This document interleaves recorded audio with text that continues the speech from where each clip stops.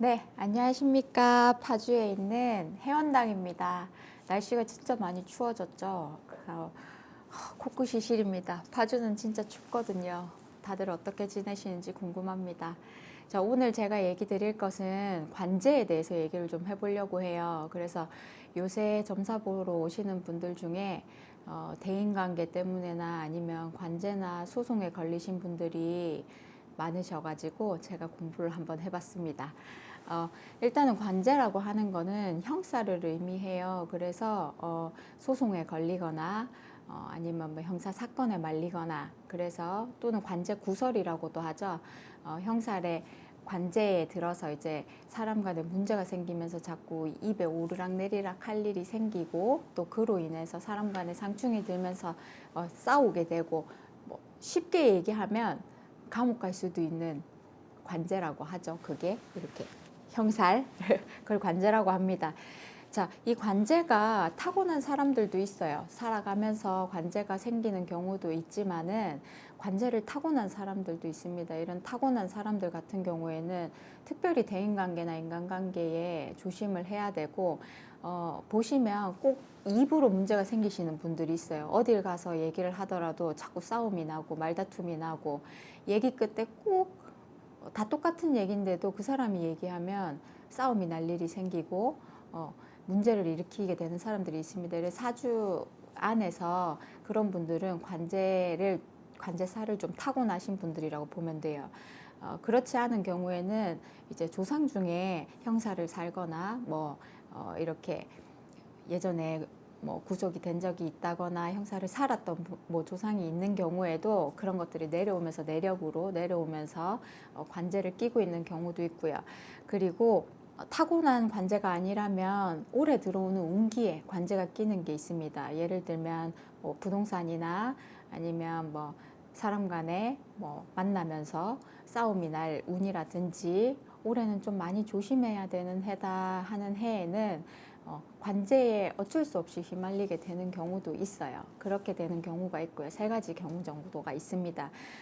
그래서 이런 관제구설 같은 경우에는 특히 삼재나 아홉수 같은 경우에는 관제구설이 많이 들어오게 돼요. 그래서 올해 삼재 같은 경우, 을사년 들어오는 삼재 같은 경우에는 토끼, 양띠, 돼지띠 여러분들은 특히 관제를 많이 조심하셔야 돼요. 그래서 나도 모르게 휘말리게 되는 경우가 있으니 관제구설을 항상 조심하셔야 되고, 갑자기 들어온 관제로 인해서 관제 구설이 오르고 사람 간에 말이 오르고, 또 내가 별걸 하지 않았는데도 휘말릴 일이 생기고 그랬을 때 급하게 쓸 수 있는 비방 방법을 하나 알려드릴게요. 뭐냐면 일단 준비할 것은 녹두입니다. 녹두를 준비하셔가지고 녹두를 불리세요. 그래서 불린 녹두로 밥을 지어 먹습니다. 3일간 밥을 지어서 먹습니다. 녹두는 우리가 그 콩이죠. 초록색 콩인데 어떤 의미로 사용을 하냐면 해독제 같은 의미를 해요. 그래서 녹두로 밥을 지어 먹으면 관제에서 풀어날 수 있는 해원당이 주는 비방법이고요. 또 다른 방법으로는 두부가 있습니다. 두부. 그래서 두부를 이용해서 두부를 이용해서 요리를 많이 해 먹는다든지, 두부를 으깬다든지, 두부를 이용하는 방법이 있고요.